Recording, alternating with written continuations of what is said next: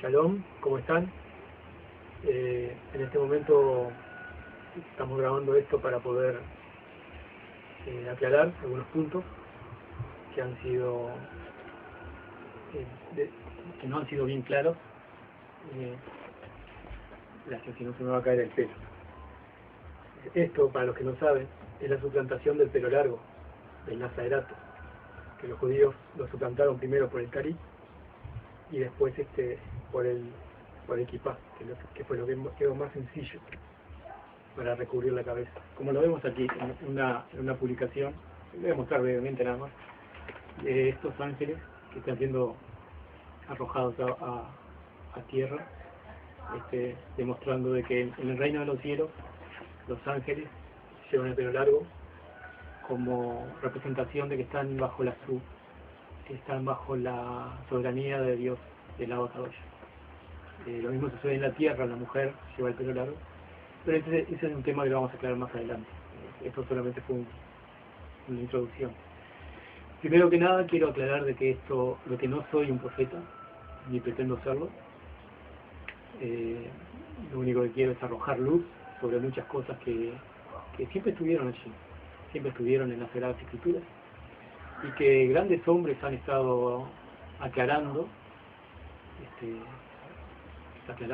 muchas cosas que habían estado ocultas y que han sido reveladas ahora en el tiempo del fin.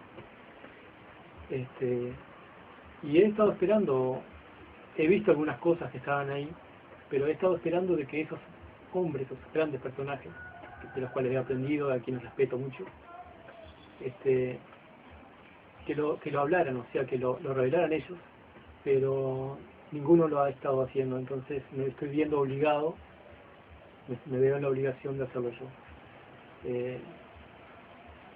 Sinceramente no es que por alguna interpretación, por la sabiduría que tenga yo, sino porque aquel que sabe hacer lo bueno y no lo hace, le es pecado, y hay de mí si no lo hiciera. En primer lugar, quisiera aclarar esto. Yeshua vino a buscar a las ovejas perdidas de la casa de Israel por una sencilla razón. Tenía que extraer de esa nación a una clase en particular. Y bueno, eso es a lo que vamos a apuntar hoy. Yeshua vino a extraer lo que Dios había santificado en el Éxodo, cuando en el capítulo 13, versículo 2, Dios le dice a Moisés: santifícame todo hijo varón que abre la matriz, el primogénito es mío, me pertenece. En Números 8, 17 y 18, Dios aclara por qué está santificando a los hijos primogénitos. Y les dice de que dará a los levitas como sacerdotes en el lugar de los primogénitos. O sea que los levitas harían el papel, desarrollarían el papel que les corresponde por naturaleza a los primogénitos. Sucedió eso desde aquellos tiempos en particular, pero a los primogénitos se los dejó ahí, como guardados, como en secreto. No obstante, fue revelado a través de la vara de Aarón estos misterios. Dios ha estado revelando esos misterios también en la ley del Nazarerato. La ley del Nazarerato no es otra cosa que la ley de los primogénitos. La palabra nazareo es nacir. Nacir viene de una raíz que significa brote, el brote de aquellas primicias a quienes Dios fue a redimir en Egipto. El Cordero Pascual, el cual murió, su sangre fue para redimir a esos primogénitos, en primer lugar a ellos, después al resto de Israel. Pero como vimos, los levitas fueron los que ejercieron el papel del sacerdocio. Y como también lo había mencionado, la vara de Aarón escondió ese parte de ese secreto en la vara. Cuando la vara brota, se está arrojando brotes nos está dando un mensaje, que Yeshua es el Aarón principal, el sumo sacerdote principal, y como él mismo dijo, todo pámpano que en mí no lleva fruto no es digno de mí. Entonces está claro de que Aarón era la representación del propio Mashiach, y que aquellos hijos de Aarón representaban de alguna manera a los primogénitos. Los primogénitos de igual manera quedaron ahí ocultos, como guardados por el Eterno, por una sencilla razón. Dios le había prometido a la serpiente en el Edén de que Dios levantaría a un hijo varón, y que le pisaría la cabeza. Obviamente todos sabemos que ese hijo varón es Yeshua, pero Yeshua solamente es el cabeza de ese grupo o esa clase de primogénitos, descendientes de la mujer, el cual le iban a pisar la cabeza a la simiente de la serpiente. La palabra Nazaret, muchos han pensado de que Yeshua de Nazaret, Yeshua es el nombre hebreo para Jesús, que el nombre Nazaret es propio de la ciudad, o sea que se le llama por eso a él, Yeshua Nazaret. En realidad no es por eso. Cuando dicen Yeshua de Nazaret, sí, es por la ciudad de Nazaret, pero cuando dicen Yeshua el Nazareo, está haciendo referencia a este voto de los primogénitos. Dios, si bien apartó a los primogénitos, abrió la puerta para que todos aquellos que quisieran de alguna manera formar parte o cumplir con estos requisitos de los primogénitos, también pudieran hacerlo. En el libro de Números, capítulo 6, se detallan requisitos de las personas que realmente quisieran cumplir con este voto. No obstante, el voto, el nazareo como tal, es propio, es una ley que pertenece a los primogénitos, es propia de ellos. Pero como Dios no hace acepción de personas, se dio la oportunidad a todas las personas que quisieran hacer este voto. Pero, como dije, los primogénitos habían quedado ocultos hasta un futuro en el cual alguien se iba a encargar de renovar ese pacto o ese voto que Dios había implementado con los primogénitos. Si bien el nazarerato era un voto que estaba abierta, esa puerta, para todos aquellos que quisieran realmente hacerlo, fueron muy pocas las personas que enfrentaron este voto. Imagínense que para ser un nazareo no podían tomar vino, tenían que dejarse crecer el cabello, no podían venir por el alma muerta de un ser querido, no podían contaminarse en nazarerato. Entonces fueron muy pocas las personas. Tenemos ejemplo, por ejemplo, el más notorio, que es Sansón. Samuel, cuando Ana lo consagra, le pide a Dios un hijo varón y le dice que no vendrá navaja sobre su cabeza, lo consagra, lo santifica como Dios había pedido en Éxodo 13:2. Como dijimos, el nazarerato es propio de los primogénitos. Vemos también en Lamentaciones 4:7, lo vemos también en Amós 2:11, el caso de Absalón, hijo de David, que se dejaba crecer el cabello hasta que pesaba 2 kilos, de año en año se rapaba la cabeza. Y bueno, en el caso de Juan el Bautista. Pero estaban muy aislados esos casos. Entonces, el nazarerato en sí no era muy popular. El nazarerato en el Brit Hadashah, que dicho sea de paso, Brit Hadashah significa eso, pacto renovado, estaba hablando precisamente de eso. Lo vemos en Hechos 18:18, cuando el apóstol Saulo, o Pablo, como es conocido, está en Asia Menor y se rapa la cabeza porque necesita viajar a Jerusalén para hacer el voto. Se rapa la cabeza porque en Pesaj necesariamente tenía que hacerlo 7 días antes de Pesaj para poder tomar la santa conmemoración, que era el pan y el vino. Porque un nazareo no puede, un nazareo no primogénito, sino los de la otra clase, los que vimos, no podían tomar vino, entonces, hasta que no se cumpliera el nazarerato. Por eso tenían que ir primero, cumplir con el nazarerato antes de Pesaj, purificarse y de nuevo hacer el voto en Pentecostés. Y eso es lo que vemos en Hechos 21-24, cuando Santiago, o Yankov, o Santiago, como también es conocido, lo agarra a Pablo y le dice al Rav Shaul, y le dice: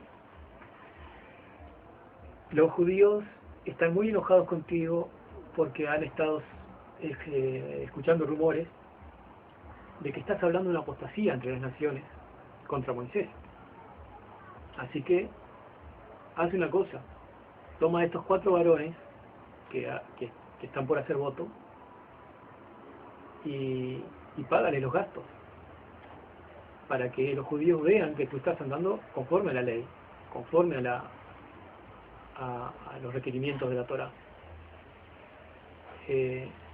Bueno, cuando eso mismo estaba por ocurrir, a los 7 días de ellos purificarse, fue lo que ocurrió allí en Hechos 21, habíamos dicho 21-24, pero lo que pasa a suceder es lo que nos interesa. El 26 dice, no, perdón, el 27, entonces cuando estaban para acabarse los 7 días, los judíos de Asia, al contemplarlo en el templo, empezaron a revolver a toda la muchedumbre y le echaron mano. O sea, cuando estaban para cumplirse los 7 días. ¿Los 7 días de qué?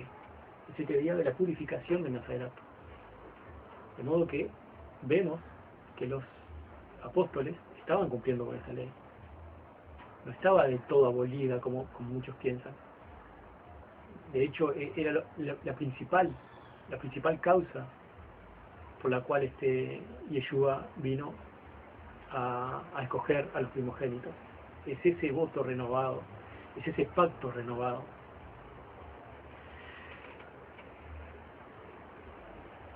Pero ¿qué pasa? ¿Por qué sucede esto? ¿Por qué Dios quiso hacer esto? ¿Por qué quiso santificar a un grupo selecto de varones primogénitos? ¿Por qué Yeshua decía, cualquiera que le dé un vaso de agua a uno de estos pequeños hermanos míos?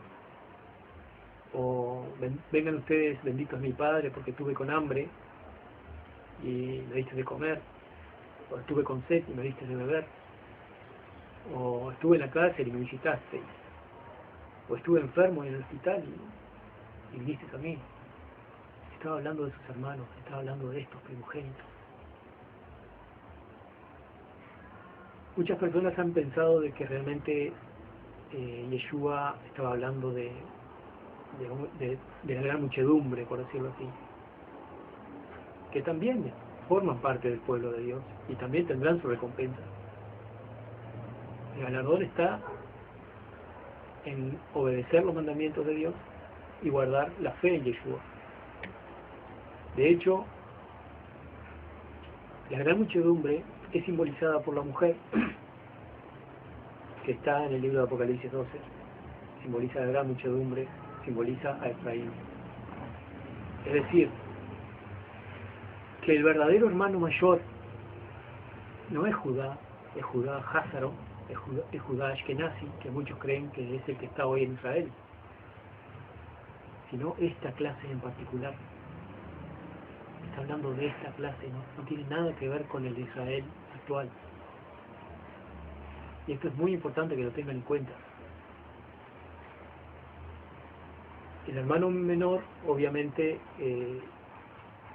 son todos los hermanos menores de este primogénito, o sea, de esta clase, que pertenecen a las familias de los israelitas hoy esparcidos entre los latinos y en el mundo entero. Y estamos hablando siempre en un contexto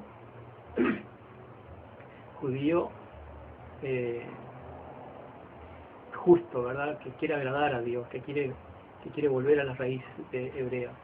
Estamos hablando de esto, no estamos hablando de un judío sionista, no tiene nada que ver con eso. ¿Ok?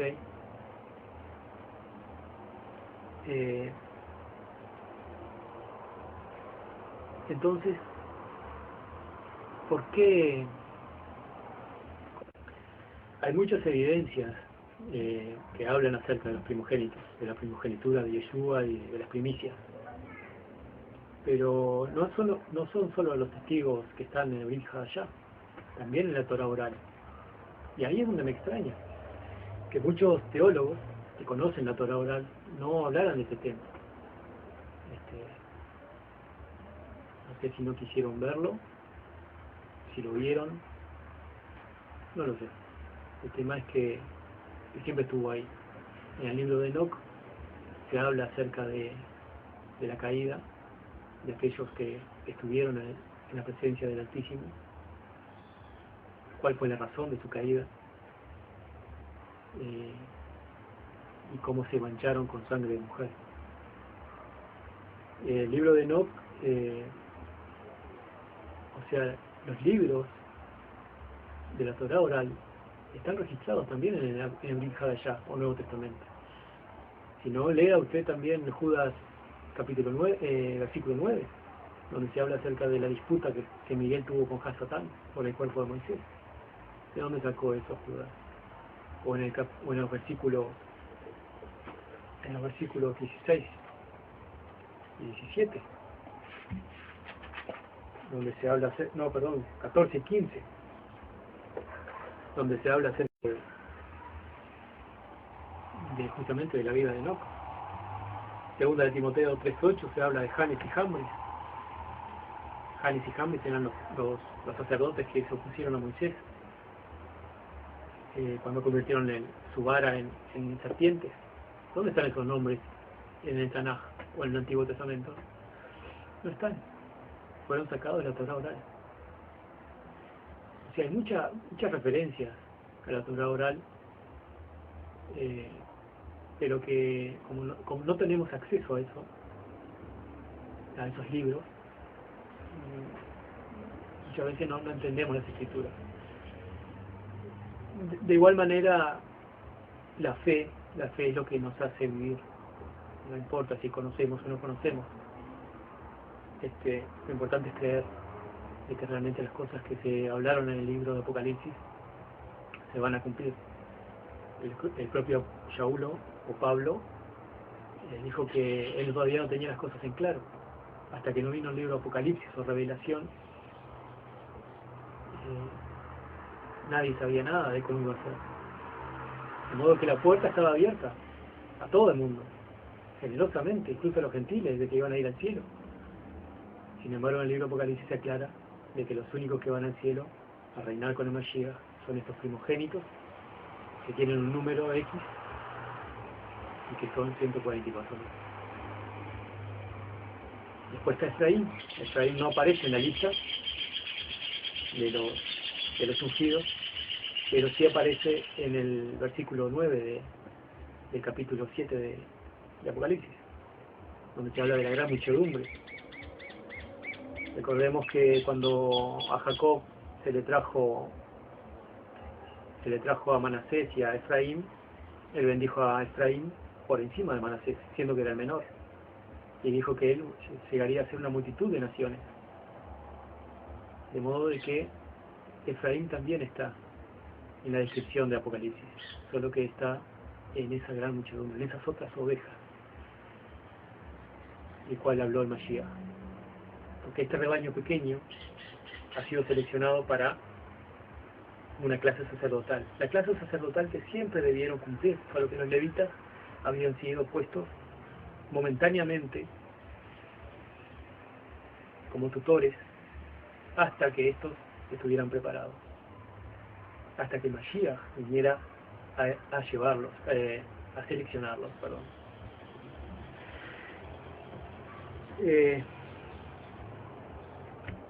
¿Qué más puedo agregar?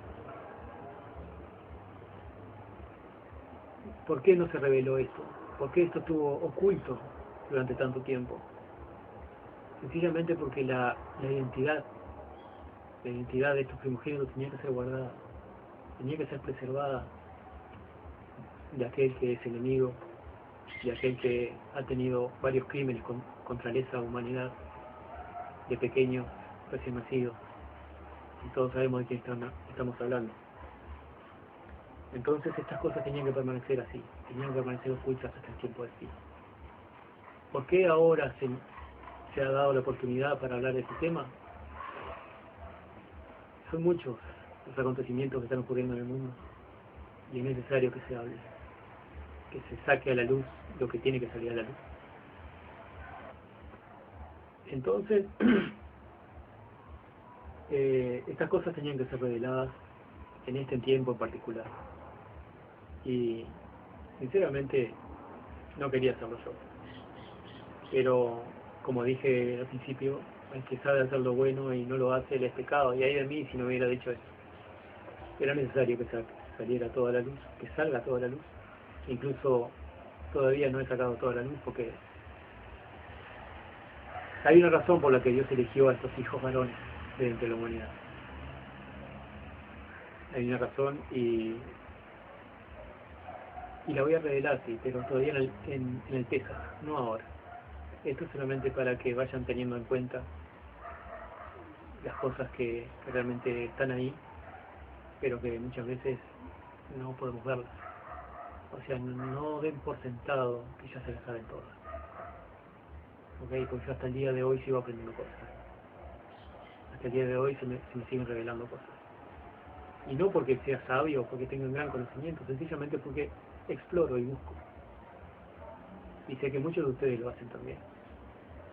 No por algo que tenga especial yo, sino porque aquellos que tienen hambre realmente se les dará. Aquellos que buscan, aquellos que llaman se les abrirá. Aquellos que buscan encontrarán. Se trata de eso, nada más.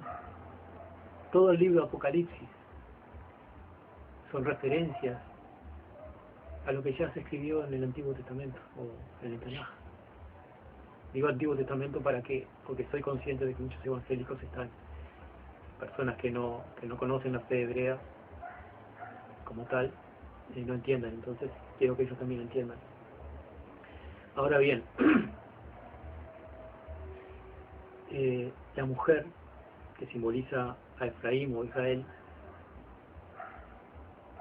tiene que dar a luz al resto de estos primogénitos que hoy en día están vivos, están entre nosotros. Yo no digo ser parte de ellos, soy consciente de que no soy digno de ser llamado hijo de Dios, pero saber que existen y que están vivos y que con el número que hay hoy vivos en la tierra se completará el número de 244.000, eso es un gran adelanto, es un gran paso, porque si ellos vencen, y lo vencerán, debido a la sangre del Cordero, debido a la palabra de testimonio que dan y que darán, y porque no amarán sus almas ni siquiera al enfrentarse a la muerte. Cuando sea completado el número 144.000, el acusador, aquel que acusa a la humanidad, aquel que dice que la humanidad es mala, que no sirve, y que realmente cualquiera que se lo presione maldecirá a Dios en la propia cara de él, cuando ese número sea completado, quedará por sentado de que esos 144.000 son más justos que aquellos que los acusan. Entonces nos conviene que esos jóvenes venzan, nos conviene que nuestros hermanos mayores venzan. Por eso, de eso se trata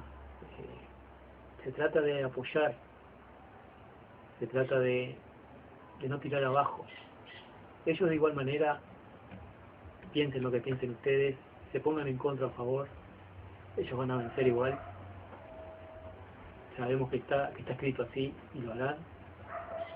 Crean ustedes todas estas palabras que les estoy hablando o no crean, realmente me tienen muy sin cuidado, pero solamente con el hecho de que uno o dos entiendan lo que estoy hablando, ya es algo muy revelador y muy tranquilizador para mí, ya que yo tenía que hablarlo, sencillamente tenía que que hablarlo por este tiempo en particular.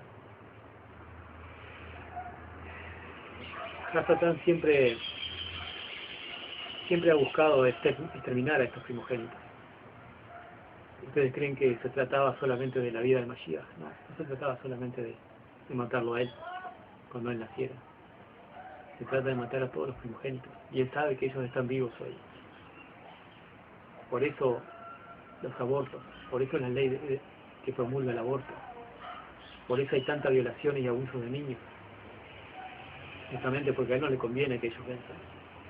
Porque si ellos vencen y lo harán, su reino se acabará. El número de los 144.000 se está por cumplir, se está por llenar, está por cerrar. ¿Qué haremos nosotros? ¿Los apoyaremos? ¿Quiénes son? Solo Dios lo sabe. Solo Dios conoce la descendencia real de los primogénitos. Pero el hecho de que ese número sea completado en nuestra generación es muy importante para nosotros.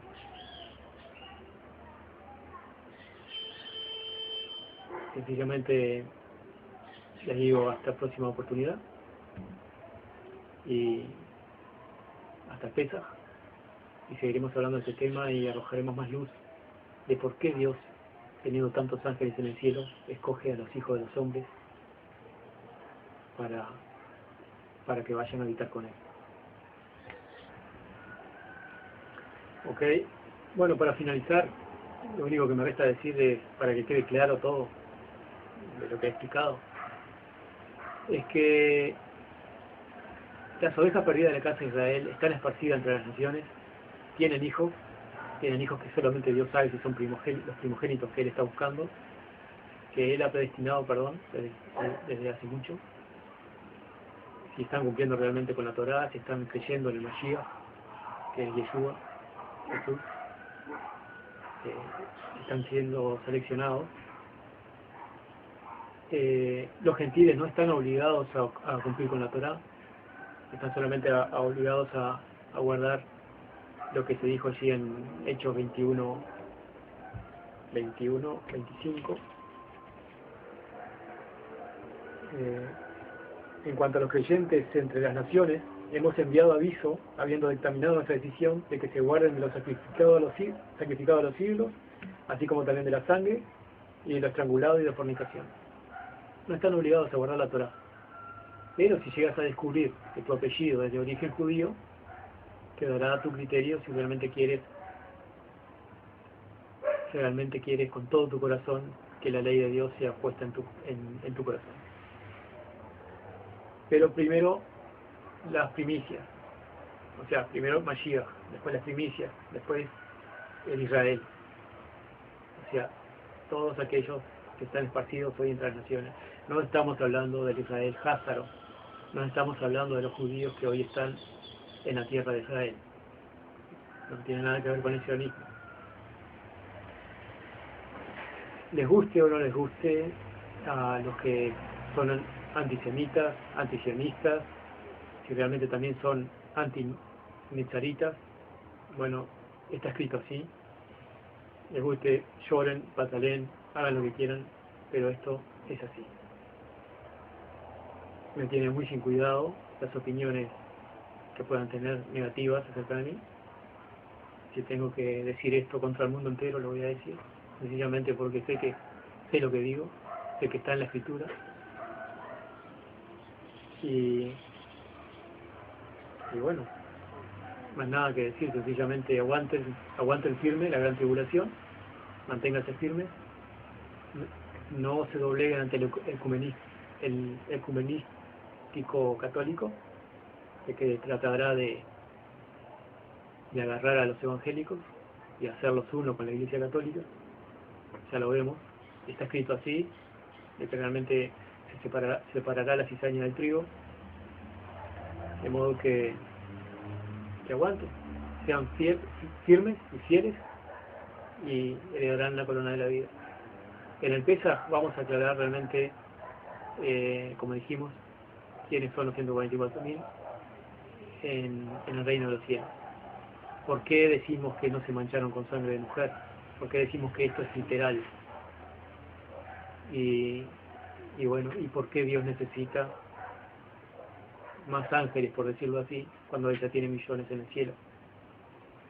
Entonces todo eso lo vamos a explicar en el próximo video, en el Pesaj que viene. Shalom, shalom.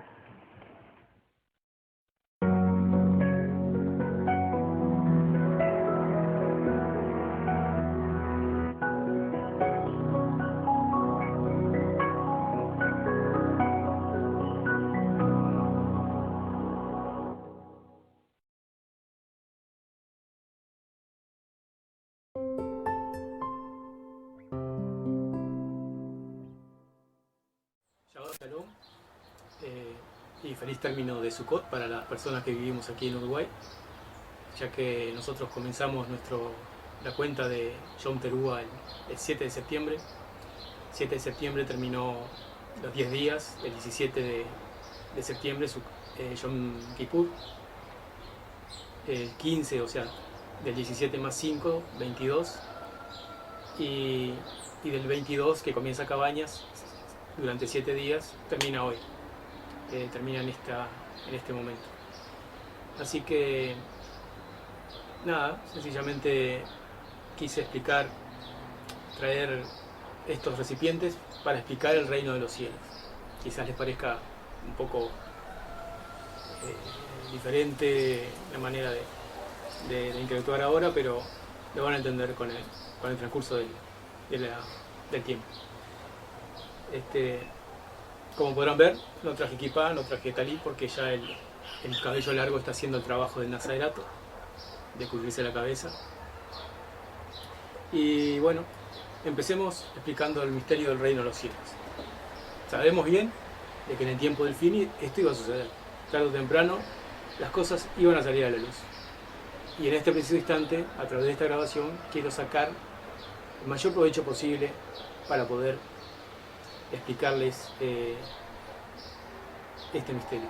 Que ustedes, conociendo los versículos bíblicos, conociendo las historias bíblicas, lo van a ir entrelazando y van a ir armando el rompecabezas. Yeshua habló de que un hombre, un gran rey, se había ido y había dejado talentos en 3 personajes. Uno que recibió 5 talentos, uno que recibió 2 talentos y el otro que recibió 1 talento. También dijo de que el reino de los cielos era similar a una masa a la que una mujer amasaba, repartía en 3 partes y guardaba en vasijas hasta que todo era leudado. Muy bien, la primera masa son los 144.000 de los que veníamos hablando en el video pasado. Los 144.000 que son las primicias, aquellos que Él vino a rescatar con su sangre. Son también Judá. Recordemos que Judá es por excelencia la tribu elegida de donde vendría el Mesías. ¿Por qué los 144.000 son Judá? Si leemos el libro de Apocalipsis capítulo 7, vemos la lista de los sellados, que son 12.000 de cada tribu, la cual la cabeza es Judá. De modo que estos son el rebaño pequeño del cual Él vino a hablar.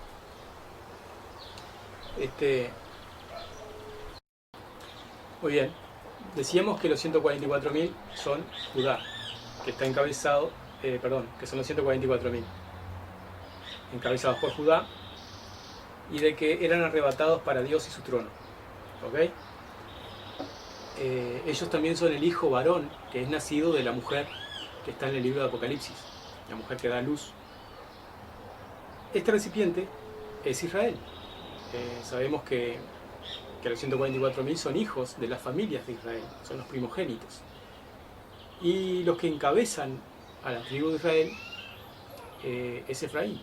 Recordemos cuando José antes de ser vendido por sus hermanos, él tuvo sueños en los cuales decía que su madre y su padre, o sea que el sol y la luna y 10 estrellas, se postraban delante de él. Eso se cumplió en su vida, pero también se cumple en el hecho de que Efraín, su hijo, el hijo que le nació en Egipto, después que él fue vendido como esclavo, es el cabeza de Israel. O sea que aquí tenemos a Efraín y acá tenemos a Judá. Pero también tenemos a este otro recipiente, el hombre que recibió un talento. Este significa a los gentiles, ¿ok? Estos son los gentiles, el hombre que recibió un talento. Ahora bien, ¿por qué decimos que es el hombre que recibió un talento? Porque cuando Yeshua le dice, vuelve para recibir sus talentos, el hombre le dice, maestro, sabía que eras hombre severo, que cosechas donde no sembraste. Y sabemos que Yeshua vino a las dos casas de Israel. El que sembró en los gentiles fue Shaulo de Tarso. De modo que identificamos a este hombre que recibió un talento como el grupo de los gentiles. Ahora bien, esta tribu, Judá, de esta tribu de Judá, sale Shaulo de Tarso, el más pequeño del reino de los cielos. ¿Okay? El más grande de aquí es Juan el Bautista, pero el más pequeño del reino de los cielos es mayor que Juan el Bautista, que es el más grande de los nacidos de mujer que están aquí en Efraín. Pero Shaulo goza de una libertad, la gloriosa libertad de los hijos de Dios. Y él está en contra de la circuncisión, no en contra, sino, ¿cómo puedo llamarlo? Él no siente que está tan obligado a cumplir con la Torá, con los requerimientos de la Torá, como la circuncisión, por ejemplo. O por ejemplo, como si tuviera que quebrantar el Shabbat, él lo quebranta por hacer una obra excelente, como dijo el Mashiach. Y yo lo entiendo por una sencilla razón.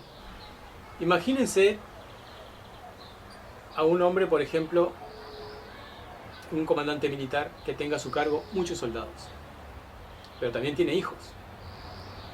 Los hijos no son disciplinados por el militar de la manera como lo hace con los soldados, sino que gozan de cierta libertad. En el caso de que algún soldado cometa una infracción grave, ¿qué va a hacer el comandante militar? Lo va a meter arrestado y si es muy grave la falta, lo va a dar de baja.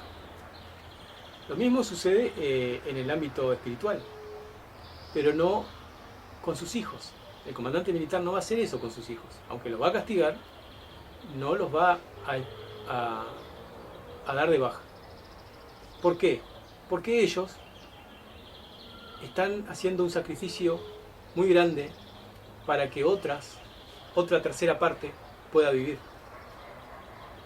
Es decir, Dios, nuestro Abba Kadosh, ha dejado dos partes de su espíritu en el mundo. Nosotros los distribuimos de manera sabia, porque ha sido repartido sabiamente por Él, ¿verdad? Pero son dos partes nada más. O están aquí, su espíritu, o se mueve en esta parte, o en estas dos, pero siempre uno va a perder. Entonces, en su sabiduría, en su infinita sabiduría, nuestro Abba Kadosh hizo que esta parte, la tercera parte, fuera pasada por el fuego, como dice la Escritura, y fuera arrebatada para él y su trono, pero el espíritu que debería volver a él se posa aquí, en esta otra parte. Por eso la gracia de que hablaba el Shaulo de Tarso, que le es aplicable a él y a los 144.000, él la vuelca a los gentiles, o sea, a las naciones que no son judías. Y esto de lo de la circuncisión, los miraban asombrados y decían, pero ellos comen carne de cerdo, son pecadores, son... Sin embargo, ¿qué dice la bendita palabra? No llames inmundo lo que Dios ha limpiado. Y para que se cumpla también la Escritura que dijo, por cuanto ustedes me provocaron a celos con aquellos que no es Dios, yo también los provocaré a celos con aquellos que no es pueblo. De modo que Shaulo de Tarso fue el instrumento que el Eterno usó para mostrarle gracia a estos que estaban perdidos, pero no a costa de que estos sufrieran, de que estos murieran. Y el cabeza de este grupo, ya sabemos quién es, fue el que abrió la puerta para que estos entraran al reino de los cielos. Los 144.000 están encabezados por nuestro Santo Maestro Yeshua. Ahora bien, esta gracia que Saulo de Tarso les habló a estos gentiles, en el cual también nuestro Padre Eterno fue mostrando que estaba de acuerdo con mostrarle misericordia a este grupo, lo vemos en el hecho de que recibieron el Ruach HaKodesh, el Espíritu Santo.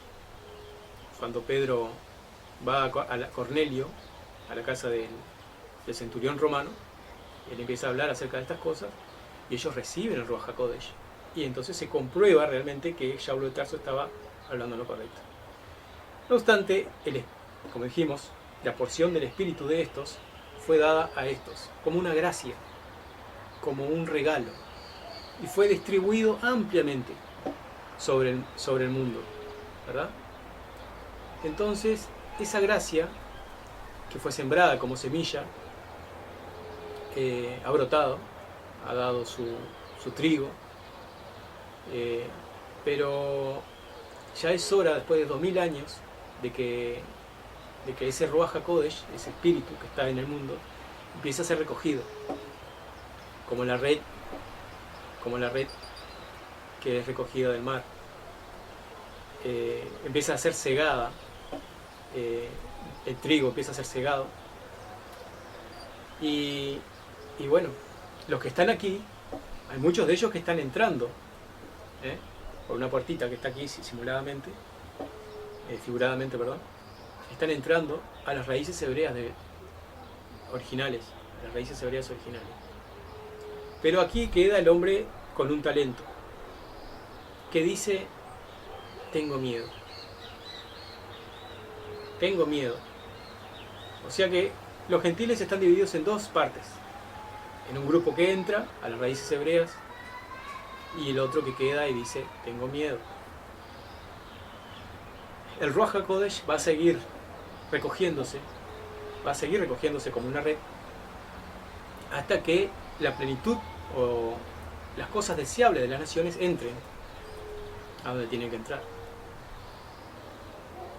Pero la vela, la gracia de que el número completo de los 144.000 se está completando, de modo que la gracia que estos reciben de parte de ellos, por causa de ellos, se está agotando. Se está agotando como la paciencia de Dios, de nuestro Padre Eterno, también se está agotando. De modo que las dos partes de su espíritu va a llegar un momento en que van a pasar de acá a acá, y solamente va a quedar acá y acá. ¿Y qué va a pasar con estos? Y bueno, ya lo estamos viendo. Ya estamos viendo que en muchas iglesias cristianas se está dejando la Torá y están diciendo que el homosexualismo, que el amor está justificado y que la ley no puede juzgar las obras de ellos porque el amor cubre todas las faltas. Se olvidan de la Torá que tienen los de la circuncisión y se aplican a ellos mismos la libertad que tienen los hijos. Los hijos tienen esa libertad, pero no de cometer homosexualismo, obviamente, sino que es un amor fraternal, puro. La ley no llega a condenarlos a ellos por alguna falta que cometan, porque ellos están dando su vida para que estos otros puedan vivir. En cierta forma, los judíos que hablan de que los hijos no pueden morir por causa de los padres, tienen razón. Lo que sucede es que estos no son padres de ellos. Entonces, hay que pensar en esas cosas, hay que razonar, hay que ponerlo bajo oración y decidir qué es lo que vamos a hacer. El Ruach HaKodesh está volviendo, tiene que volver. Las partes, como se acuerdan de cuando Elías, antes de ser tomado al cielo, Eliseo le dijo, por favor, que yo reciba 2 partes de tu espíritu antes de que tú seas tomado. Entonces, las 2 partes del espíritu tienen que quedar en alguno de estos dos. Y al final, cuando todo el espíritu sea recogido de las naciones y las cosas deseables de las naciones hayan entrado,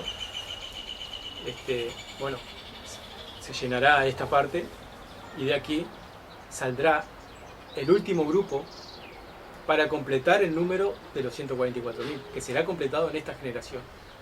Entonces ahí es cuando aparecen, cuando resucitan, que Saulo de Tarso decía, no todos dormiremos, pero sí seremos transformados. O sea que hay un grupo en esta generación que estará vivo. Saulo de Tarso obviamente pensaba que él iba a estar vivo, lo ignoraba. Pero hoy sabemos de que el grupo de 144.000 será completado en esta generación. Y de que ese tiempo, o ese grupo, ese pequeño grupo, cuando muera el último de ellos, estos otros resucitarán. Y es ahí donde aparece el Hijo del Hombre sobre el monte Sión, en Jerusalén. Y los de las demás naciones lo verán, llorarán como se llora por ellos, como un hijo unigénito, que está en el libro de Zacarías. O sea, todas estas cosas están claras. Ustedes pueden ver los versículos bíblicos que he estado citando. El 80% de lo que he hablado aquí está basado en los versículos bíblicos. Y bueno, digo, no hay más nada que decir. Sencillamente tengan fe, sean firmes, fuertes y bueno, trabaja para poder entrar a la boda del Cordero. Aunque el aceite se esté acabando, esfuércense por entrar por la puerta angosta, porque la puerta se cerrará como el arca se cerró y ya no pudieron entrar. Shabbat Shalom y feliz término de fiesta de Sukkot para todos.